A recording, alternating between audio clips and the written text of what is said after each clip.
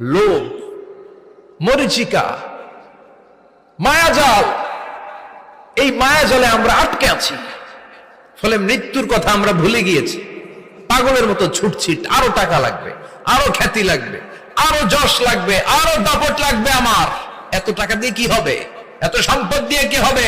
এত ব্যস্ততা দিয়ে কি হবে তোমার? স্টপ, থামুন, অনেক হয়েছে। আন্না,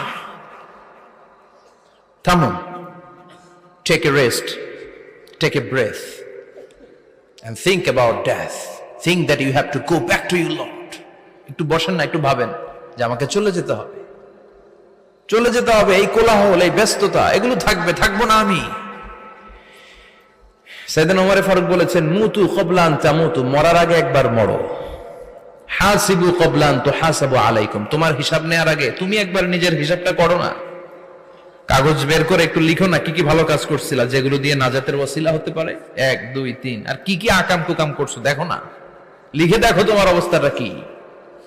মরার আগে একবার মরো। মরার আগে খাটের মধ্যে শুয়ে শটান করে চোখ বন্ধ করে একবার মরার ভান করে দেখেন কেমন লাগে।